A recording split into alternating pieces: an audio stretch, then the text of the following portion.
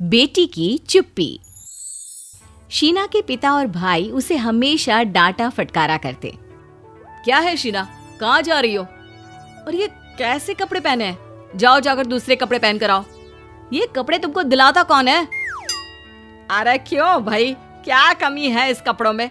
सारा बदन ढका है और शीना पर अच्छा भी तो लग रहा है। अरे क्या लड़की अपनी पसंद के कपड़े भी ना पहने?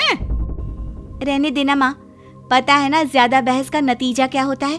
मैं कपड़े बदल कर आती हूँ। शीना कपड़े बदलने चली जाती है। उधर माँ भाई को कहती है, देखो बात बात पर जवान बहन पर हाथ उठाना, इस तरह बात करना ठीक नहीं है।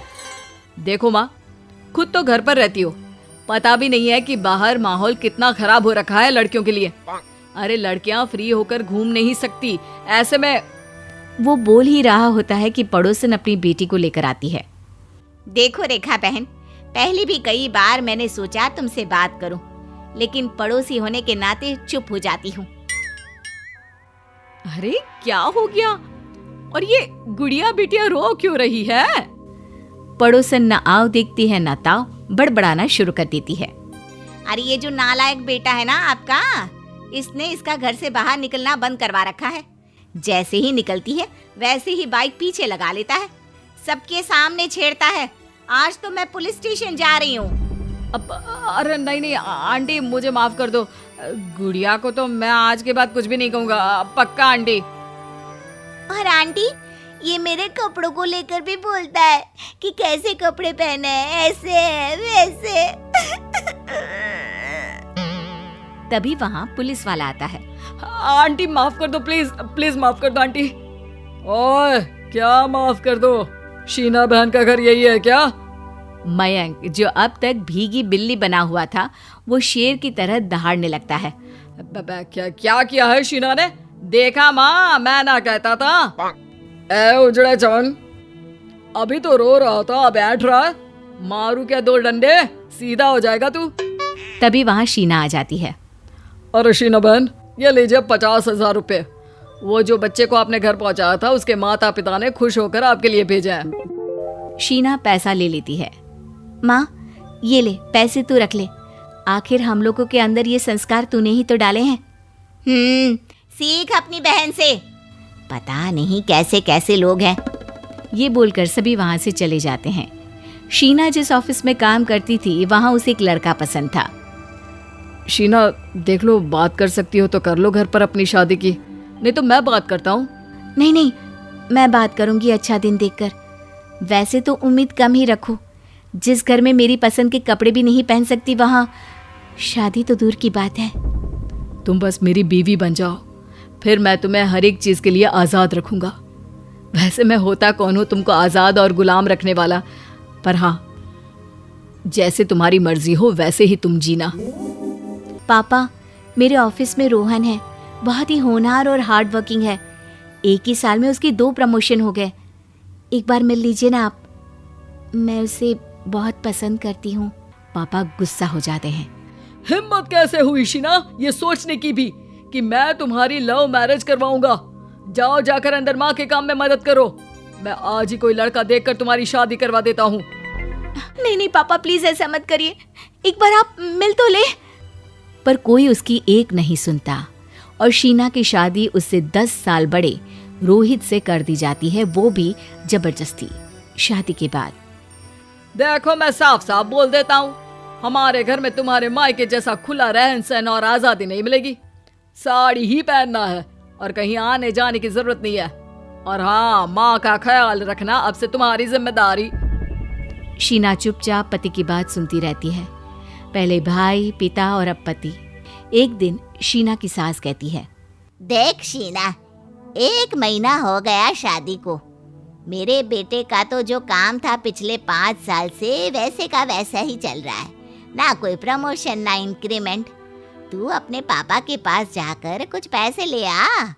मैं सोच रही हूँ कि रोहित को कोई बिजनेस शुरू कर देना चाहिए।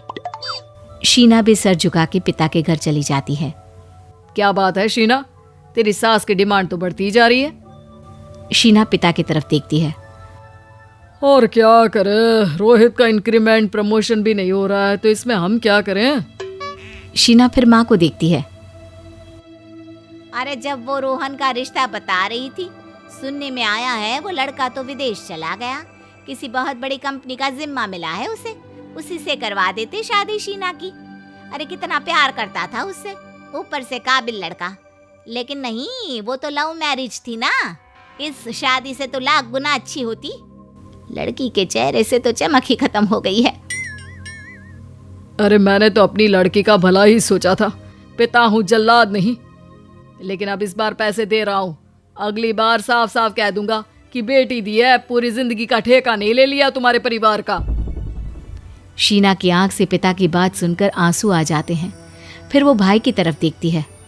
अरे एक तो यह मनहूस की तरह रोती रहती है, क्या उल्लू जैसे कभी माँ को, कभी पापा को, कभी मुझे देख रही है। सास को बोला नहीं जाता कि मुंह उठाकर यहाँ चली आती है तू। हाँ बेटा शीना, तेरा भाई सही बोल रहा है। कम से कम इतना तो बोल अपनी सास को कि पापा कहाँ से इतने पैसे का इंतजाम करेंगे। शीना, जिसने कभी किसी के सामने कुछ नहीं कहा, वो सास को कैसे कुछ कह पाती। चुपचाप कमरे में चली जाती है कि पति का फोन आता है। शीना देखो, यहाँ तभी आना जब तुम्हारे पापा पैसे दे दे, वरना वहीं रहो, यहाँ तुम्हारी कोई खास कमी नहीं खल रही है।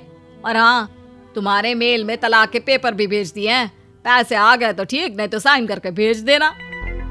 शीना पिता के पास जा ही रही होती है ये बताने कि उसके कान में भाई की आवाज आती है। पापा पैसे देना है तो कल सुबह ही दे दो और विदा करो, क्या करना है इसको यहाँ रखकर, रो रो कर मनहूसियत ही फैला रही है। शीना अंधेरा होते ही घर छोड़कर निकल जाती है। वो चली जा रही थी मन में ये सोचते हुए कि जब उसकी ज़रूरत किसी को है ही नहीं तो क्यों ना वो घर छोड़ ही दे, कि अचानक एक कार उसके पास आकर रुक जाती है। उसमें से रोहन निकलता है। शीना कैसी हो, रो क्यों रही हो और कहाँ जा रही हो? शीना रोहन को देखती ही रहती है। अरे पति कहाँ है तुम्हारा, ऐसे कैसे छोड़ा उसने तुम्हें? ये नहीं पता रोहन, कहाँ जा रही हूँ, बस अब मेरी जरूरत किसी को नहीं। रोहन शीना को गले लगा लेता है। कैसी बात कर रही हो, मेरे लिए तो तुम आज भी सबसे अनमोल चीज हो। चलो मेरे साथ, मैं अमेरिका में सेटल हूँ, कल की फ्लाइट करवा रहा हूँ अपनी और तुम्हारी। किसी को कुछ कहना है तो ठीक है, वरना चलो मेरे साथ। शीना रोहन को देखकर मुस्कुराती है। कहना, मैंने तो ये सीखा ही नहीं है रोहन, मेरे कहने का किसी पर कोई असर भी नहीं होगा। मुझे किसी से कुछ नहीं कहना, चलो। शीना की तरफ से अब सिर्फ एक ईमेल जाता है उसके पति को, वो भी तलाक के पेपर पर साइन। बेटी की चुप्पी आज भी चुप्पी ही रह जाती है।